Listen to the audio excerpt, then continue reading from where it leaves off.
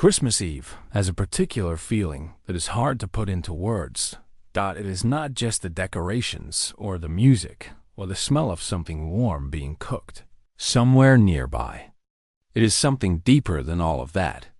It is the feeling of belonging somewhere, of having a place to go and people expecting you and a door that will open wide when you knock on it.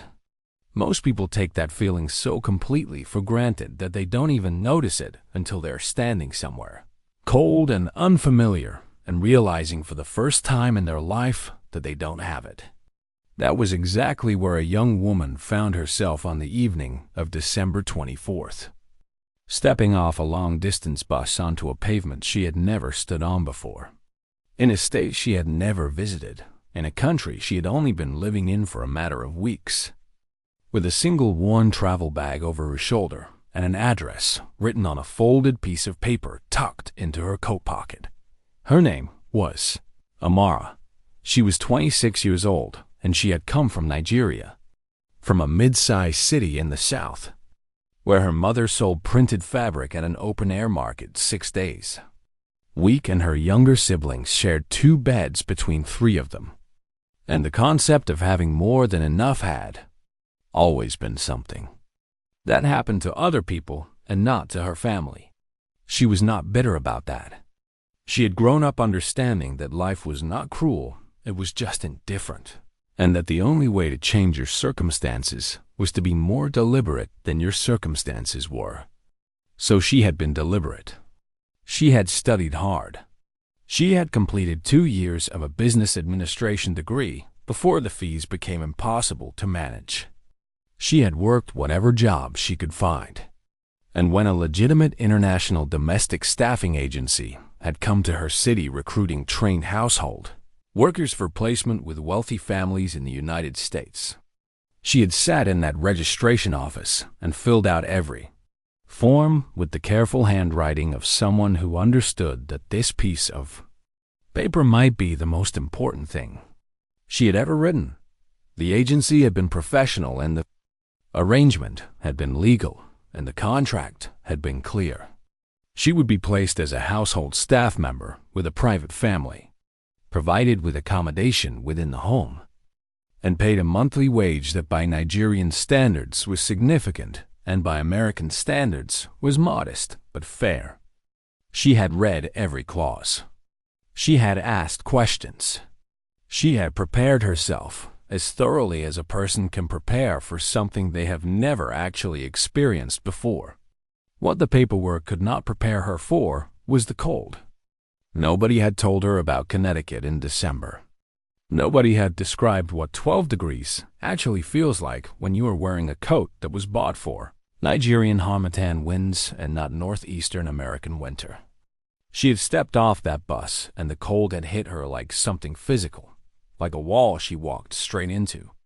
And she had stood there for a moment on that pavement, blinking against the sting of it before pulling the folded address from her pocket and starting to walk. The estate was further from the bus stop than she had expected.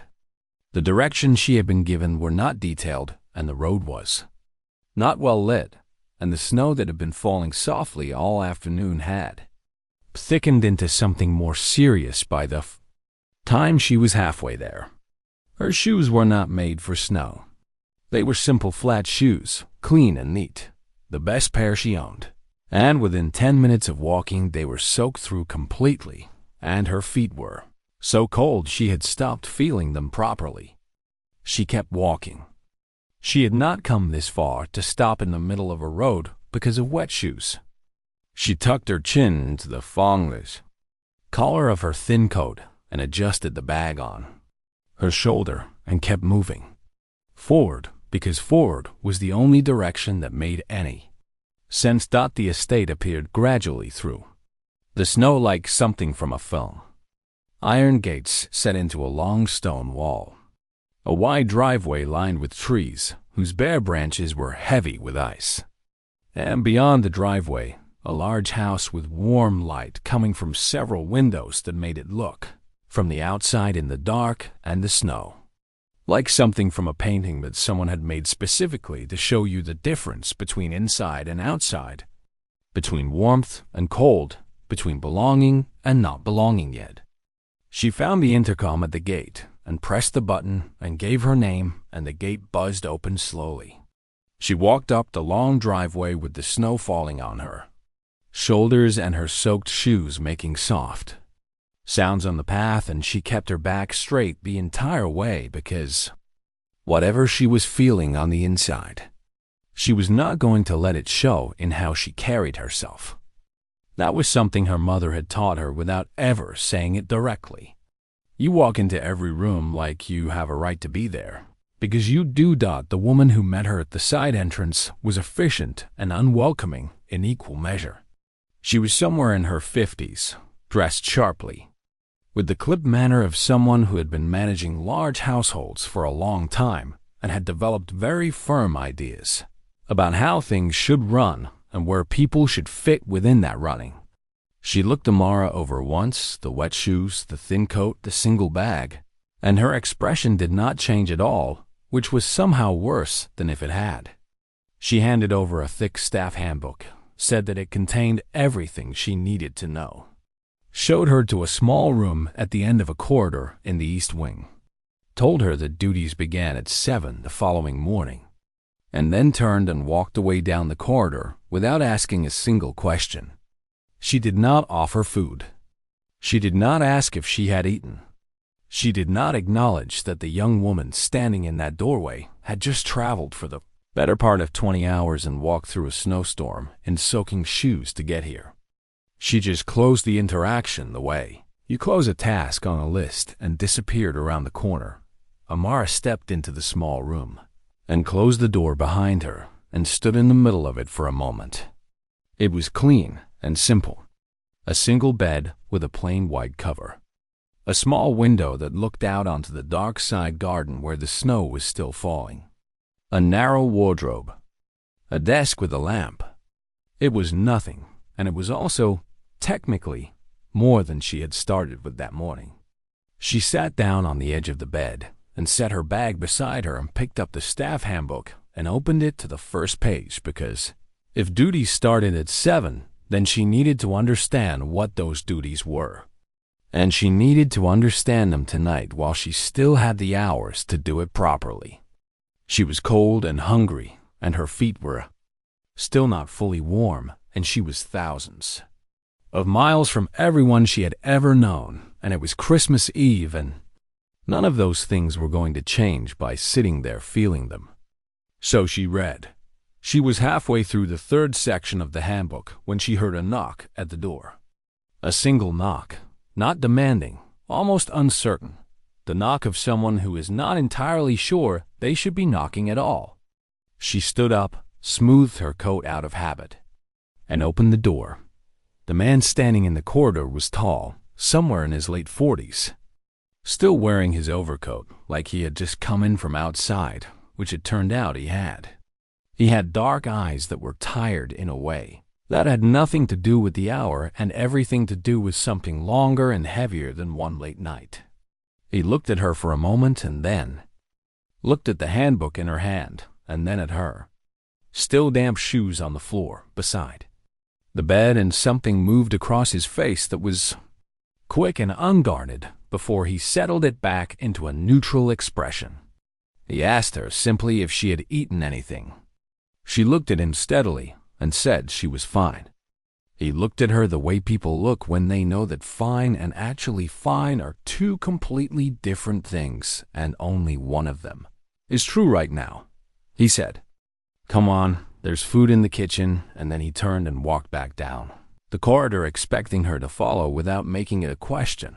She stood in the doorway for just a second.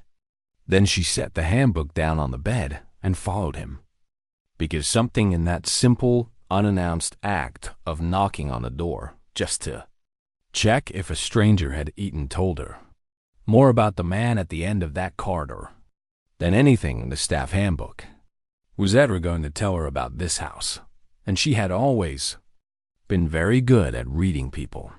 The kitchen was large the way kitchens in houses like that are always large, not warm and cluttered the way a family kitchen gets over years of actual living, where things accumulate on the counters and children's drawings, end up stuck to the refrigerator, and the table has a permanent coffee ring in one corner that nobody bothers to remove because it has become part of the furniture. This kitchen was large and clean and professionally organized and felt more like a place where food was managed than a place where food was loved. Everything was in its right position. The pots hung in size order. The counters were spotless. It was the kind of kitchen that spoke very clearly about a house that had staff but not, for a long time, a family at the center of it. Amara noticed all of this within about 30 seconds of walking in, because noticing the details of a space was something she had always done naturally. The way some people read a room through the people in it, and others read it through the objects, and she had always been the second kind. Very often himself. He found bread, and he found cheese, and he found a container of leftover soup in the refrigerator that he put on the stove, without asking if she liked soup, which she appreciated because she was hungry enough that she would have eaten almost anything, and being asked to choose felt like more energy than she had available right now. He gestured toward the tall stools at the kitchen island, and she sat down and set her hands on the counter and looked at them for a moment. They were still slightly cold. She pressed her palms flat against the countertop and let the room temperature work on them slowly. He told her his name while the soup was heating. She told him hers.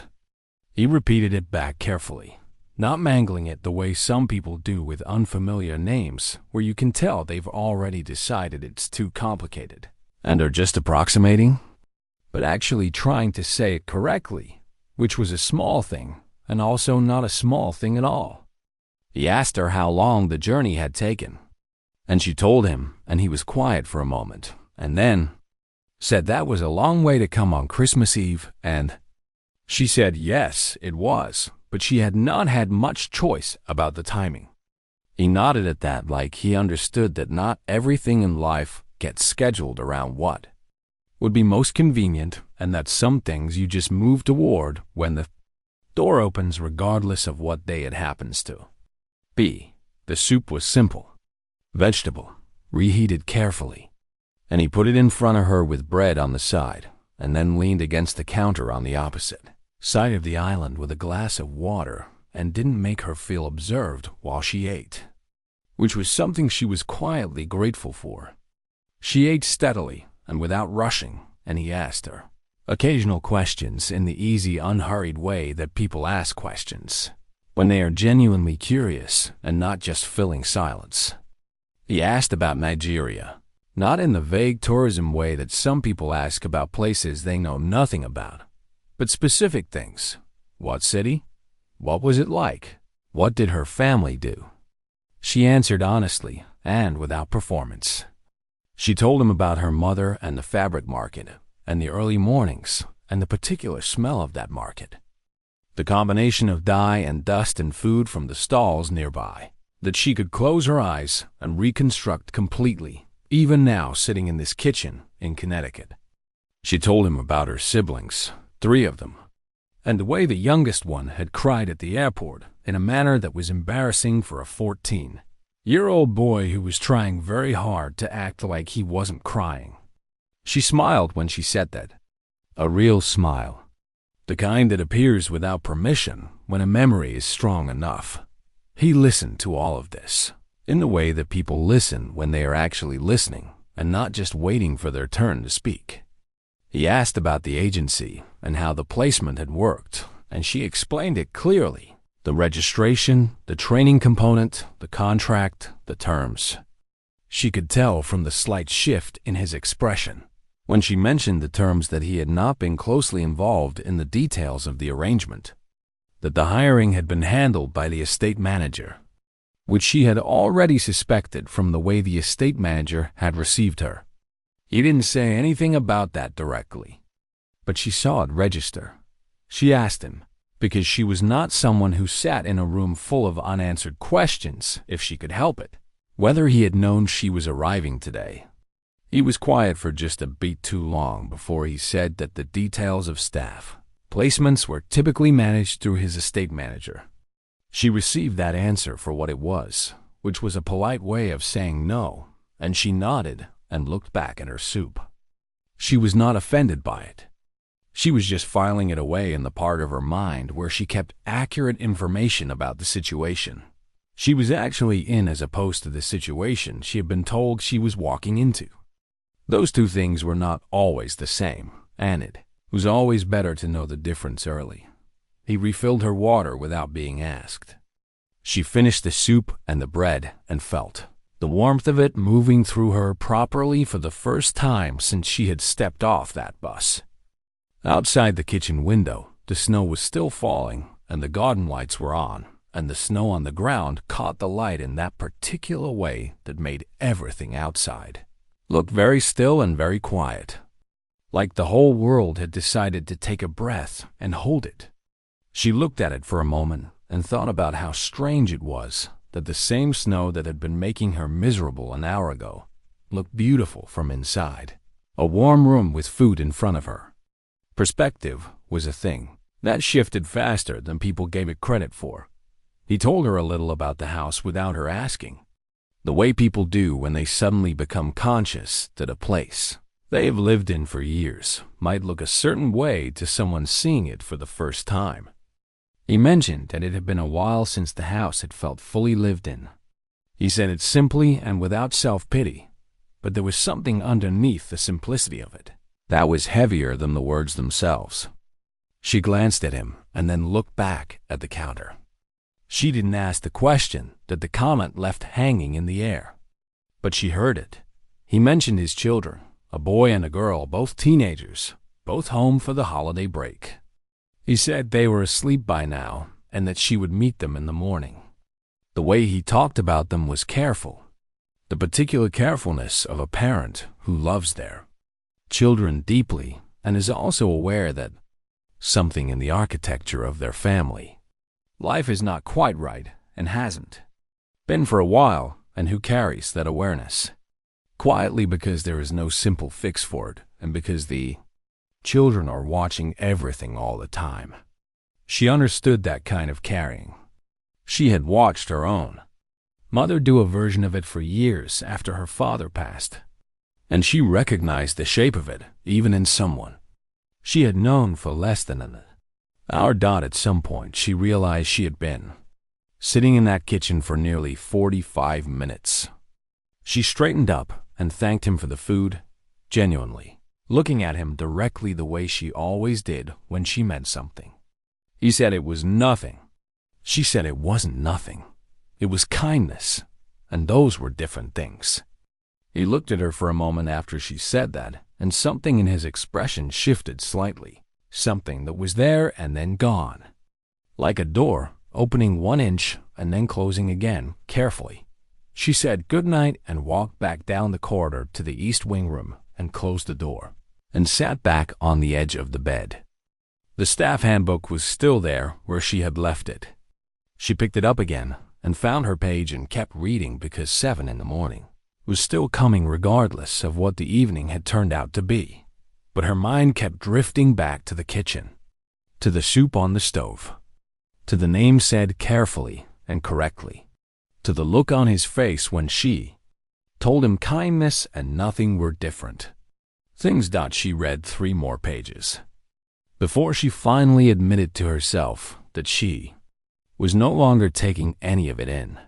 The first week passed the way. First weeks in unfamiliar places always passed. In a blur of new information and careful observation and the particular exhaustion that comes not from physical work alone but from the constant mental effort of learning a new environment while simultaneously trying to make no mistakes in it. Amara was up before 6 every morning without needing an alarm because she had never been someone who needed one. Her mother had always said that people who need alarms to wake up have not yet decided what they are waking up for, which was a harsh thing to say and also not entirely wrong. She was dressed and downstairs before the estate manager, arrived to give her the day's list, and she had already done 2 of the things on the list before the woman finished reading it out, which earned her a look that was somewhere between surprised and slightly irritated, as if efficiency in someone she had already quietly categorized was an inconvenience to the category. She learned the house quickly, not just the layout, which was large and required a few days to fully internalize, but the personality of it. Every house has one if you pay attention. The way certain rooms felt used and others felt preserved. The way the kitchen had exactly one corner, the small round table near the window. That had the one comfortable feeling of a place where someone actually sat and thought, as opposed to the rest of it, which was functional and impersonal. The way the main living room had beautiful furniture arranged in a way that suggested a decorator had done it and nobody had moved anything since. The way the children's rooms were the most alive spaces in the building, messy and specific and full of the particular chaos of 2 teenagers who were still in the process of figuring out who they were going to be. She cleaned those rooms with more care than any others because she understood instinctively that a person's private space deserves to be treated as something that matters. The man moved around the kitchen with the slightly uncertain manner of someone who knows where things are but doesn't use them. The children were a study in contrast. The boy was 17 and wore his discomfort with new people like a coat he had no intention of taking off.